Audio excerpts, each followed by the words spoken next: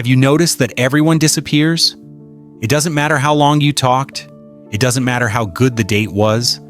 It doesn't matter how many laughs you shared. Out of nowhere, the person vanishes. They see your messages but don't reply. They leave you in limbo. And you're sitting there, staring at your phone, trying to figure out what you did wrong, the truth. You probably didn't do anything. The problem isn't you. The problem is that the world changed. And there's a Polish philosopher who explains this better than any modern psychologist. His name is Zygmunt Bauman. Stay with me until the end, because I'm going to give you not just the explanation, but also what to do about this in your real life. Bauman spent his life studying society, human behavior, relationships. And he noticed something profound happening in the modern world. He coined a term that became famous: liquid love. When you first hear it, it might sound strange, almost too poetic. But when you understand the concept, everything makes sense. Everything. Every ghosting you experienced, every person who disappeared without explanation, every relationship that started intense and died in 3 weeks, everything has an explanation in this concept. So here we go. What is liquid? Water, juice, anything you can't hold in your closed hand. It slips through your fingers. It has no fixed form. It adapts to whatever container you put it in. And mainly, it changes state easily. It freezes, evaporates, spills. Now think of something solid. A rock, a brick. You need force, a hammer, time to break it. It's permanent. It's hard to transform. It has weight, it has presence. Bauman used this metaphor to talk about relationships. In the past, he said, relationships were solid. Today, they're liquid. Let me explain better. Take your grandparents, for example. How did they meet? Probably at church, at the town square, at school, through some mutual friend. The options were limited. Met someone nice? You invested.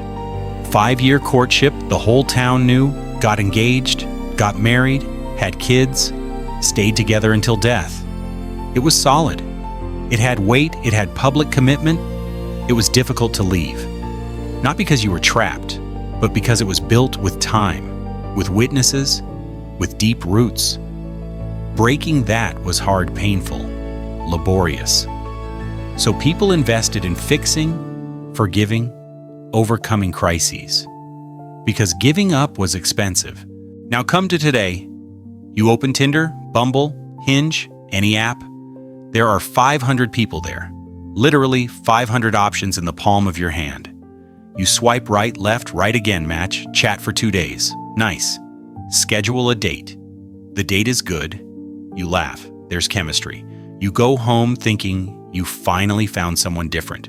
You text the next day, raid. No response. You wait. 1 day, 2 days. Nothing. The person disappeared. And you're there, replaying the entire night in your head, trying to find the exact moment you messed everything up. But the truth is different. The person didn't disappear because you did something wrong. They disappeared because on their way home, another match popped up. And that one seemed more interesting, more attractive, funnier, more promising. So they invested energy in that new one. And you became the past, liquid. You evaporated. Bauman isn't judging this. He's not saying it's good or bad. He's describing. He's showing that technology changed how we relate.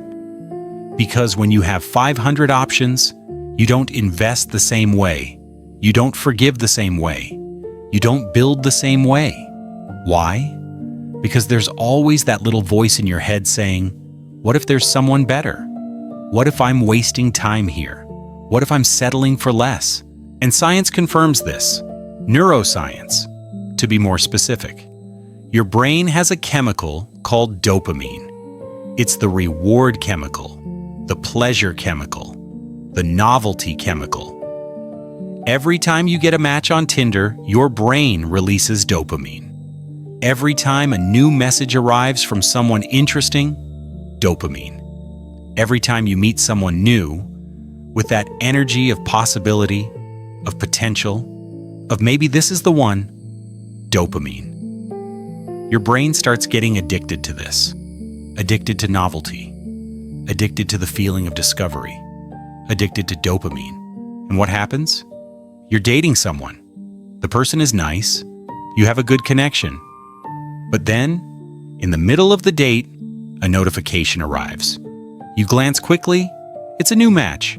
And even though you don't do anything with it right then, your brain already released dopamine, already started imagining. And the person in front of you? They notice, they feel that distance, that lost look, that feeling that you're half present, half absent. And what do? They discard you, because they also have 500 options, because they can also find someone who's 100% present. It became a cycle. Everyone trading, everyone. Nobody really investing, nobody going deep. Because going deep takes work. And why work when there's an easy option around the next corner? Psychologists call this the paradox of choice. The more options you have, the less satisfied you are. Because there's always that thought gnawing underneath. Am I choosing the best option? Isn't there someone more compatible with me? Am I settling? And that eternal doubt prevents you from truly diving into any connection. You always keep one foot out, always looking at the door, always ready to leave if something that seems better appears. And liquid love is exactly that. It's not diving in. It's not building roots. It's not creating weight. Because weight ties you down. And you want to stay free for the next opportunity.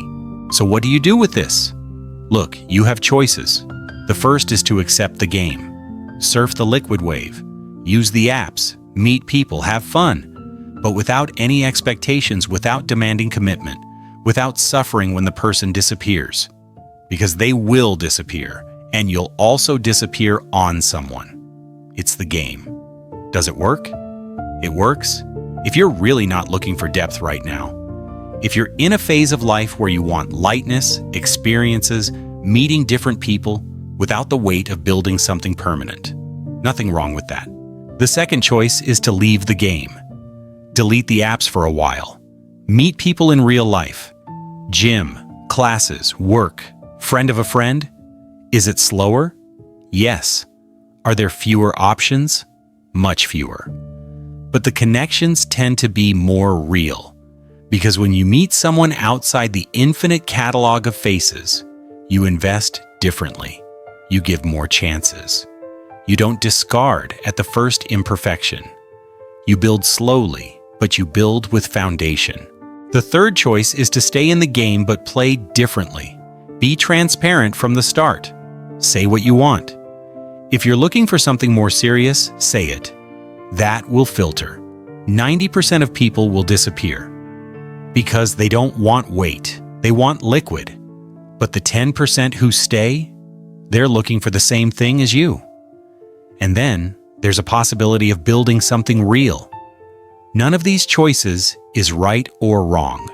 It depends on what you want now in this moment of your life. The important thing is that you choose consciously. Don't let Tinder choose for you. Don't let dopamine choose for you. Don't let the fear of being left out choose for you. Because in the end, as Sartre would say, another philosopher, you are free, and you are responsible for your choices. Not choosing is already a choice, so choose. Choose if you want liquid, if you want solid, or if you want something in between, but you choose consciously, clearly. If you made it this far, comment below, liquid or solid? What are you looking for right now in your life? And hit the notification bell because on Friday I'm going to talk about gaslighting, about how people make you doubt your own sanity, and how you protect yourself from that. Until then,